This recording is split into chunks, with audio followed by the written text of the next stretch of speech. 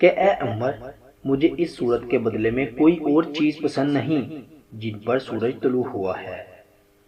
حضرت انس رضی اللہ تعالی عنہ سے روایت ہے کہ جب رسول اللہ صلی اللہ علیہ وسلم حدیبیہ سے واپس تشریف لائے تو آپ پر سورہ فتح نازل ہوئی۔ حضور نے فرمایا کہ مجھ پر ایک ایسی صورت نازل ہوئی ہے جو کہ مجھے پوری دنیا سے محبوب ہے۔ پھر آپ نے سورہ فتح کی پہلی آیت اِنَّا فَتَحْنَا لَكَ فَتْحًا مُبِينًا پڑھی۔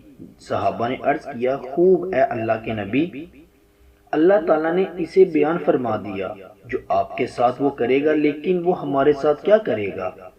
اس کے بعد اللہ تعالیٰ نے یہ نازل فرمایا لِيُدْخِلَ الْمُؤْمِنِينَ وَالْمُؤْمِنَاتِ تاکہ اللہ تعالیٰ مومن مردوں اور عورتوں کو جنت میں داخل فرمائے۔ حضرت عبداللہ بن مغفل رضی اللہ تعالیٰ عنہ فرماتے ہیں کہ میں نے رسول اللہ صلی اللہ علیہ وسلم کو فتح مکہ کے روز اپنی سواری پر سورہ فتح کی تلاوت فرماتے دیکھا۔ حضرت عبداللہ بن مسعود رضی اللہ تعالیٰ عنہ سے روایت ہے کہ حضور اکرم شفیع معظم صلی اللہ علیہ وسلم نے فرمایا ہے کہ جو آدمی اس سورت کو رمضان المبارک کی پہلی رات میں یاد کرے گا اسے قرآن مجید یاد ہو جائے گا۔ اگر کوئی شخص سفر پر جائے اور دوران سفر سورہ فاتحہ کو پڑھتا جائے تو اسے سفر کے مقصد میں کامیابی ہوگی اور اس کا سفر ہر قسم کی پریشانی سے محفوظ رہے گا اور وہ خیر و عافیت کے ساتھ واپس آئے گا۔ اگر ہوائی جہاز میں جاتا ہوا پڑھے تو وہ بخیریت سے پہنچے گا۔ غرض یہ کہ جس قسم کی سواری پر یہ سورہ پڑھے گا حفاظت اور سلامتی سے رہے گا۔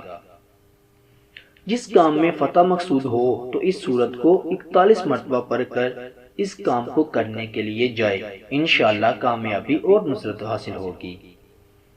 اس سورت کو روزانہ 3 مرتبہ بعد نماز فجر پڑھنا کشیدگی رزق کا ذریعہ بنے گا۔ رمضان کا چاند کو دیکھ کر اس سورت کو 3 مرتبہ پڑھنا امن و امان میں رہنے کی دلیل ہے۔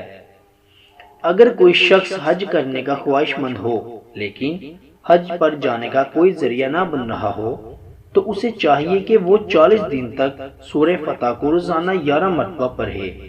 اللہ تعالیٰ غیب سے حج پر جانے کے لیے اس کا بندوبست کر دے گا۔ اگر حقوق کی حق تلفی میں سے کثرت سے پڑھے